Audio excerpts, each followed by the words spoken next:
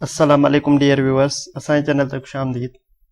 जीअं त Sindh agriculture university Tando Jam जी admissions announce थी चुकी आहे, जंहिंजे एडवर्टाइज़मेंट जे बारे में असां ऑलरेडी वीडियो ठाहे छॾी आहे ऐं उहा वीडियो तव्हां ॾिसी सघो था। डिस्क्रिप्शन में लिंक ऐं राइट साइड ते तव्हांखे नज़र ईंदी हूंदी। अॼु जी इन वीडियो में असां ॾिसंदासीं सिंध एग्रीकल्चर यूनिवर्सिटी टंडोजाम जो ऑनलाइन फॉर्म कीअं फिल कजे। त सभिनी खां पहिरियां तव्हांखे फॉर्म फिल करण जे लाइ सिंध एग्रीकल्चर यूनिवर्सिटी जी वेबसाइट ते वञिणो पवंदो, जंहिंजो URL आहे sau.edu.pk।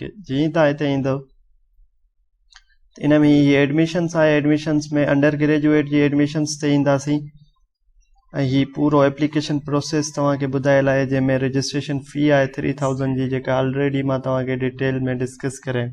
हिते असां एडमिशन फॉर्म पोर्टल ऑनलाइन ते वेंदासीं।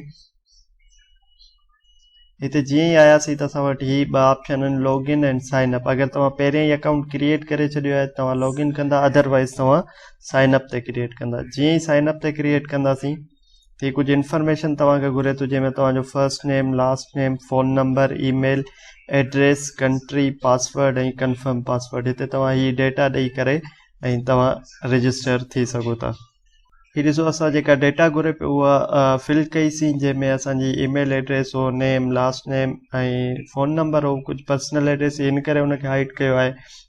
Address, country, password and confirm password करे तव्हां साइन अप ते क्लिक कंदा। हाणे ॾिसो उन खां पोइ अचे थो inter verification code from your email. जीअं ई साइन अप कयोसीं त असांखे हिन ते खणी आयो ऐं असां ईमेल ते वेंदासीं, उतां वेरिफिकेशन कोड खणी करे हिते पुट करे ऐं वेरीफाई कंदासीं। हीउ ॾिसो त असांखे ईमेल ते वेरिफिकेशन कोड अची चुको आहे ऐं इहो असां जेको आहे वञी उते पुट कंदासीं।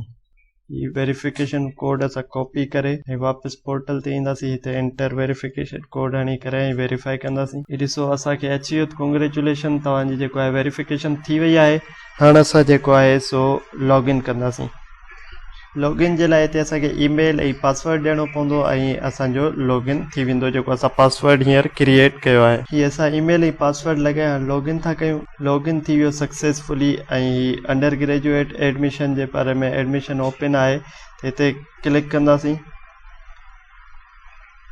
जीअं ई हिते क्लिक कयोसीं थी ॾिसो फॉर्म अची वियो, जंहिंमें पर्सनल इंफॉर्मेशन आहे, उन खां पोइ तव्हांजी कॉन्टेक्ट इंफॉर्मेशन हूंदी। पहिरियां ही सभु फील्ड्स जंहिं ते एस्टेरिक आहे इहे तव्हां फिल करे पोइ तव्हां नेक्स्ट ते वेंदव ऐं जेको आहे कॉन्टेक्ट इंफॉर्मेशन हूंदी उन में पोइ तव्हांजी गार्डियन इंफॉर्मेशन, जंहिंमें तव्हांजी फादर जी इंफॉर्मेशन ईंदी। उन खां पोइ तव्हांजी क्वालिफिकेशन तव्हां कंदा ऐं उन खां पोइ तव्हांखां प्रेफरेंसिस पुछियूं वेंदियूं, रिक्वायर्ड डॉक्यूमेंट, ऐं तव्हांजो ईअं फॉर्म कंप्लीट थी वेंदो। उमेद था कयूं तव्हांखे इंफॉर्मेशन मिली वई हूंदी सिंध एग्रीकल्चर यूनिवर्सिटी टंडोजाम में कीअं अप्लाई कजे। मज़ीद अहिड़े इंफॉर्मेटिव वीडियोज़ जे लाइ असांजे चैनल खे लाइक कयो, सब्सक्राइब कयो, त जीअं असांजी ईंदड़ हर नई वीडियो मां ताईं पहुची सघे। अल्लाह हाफ़िज़।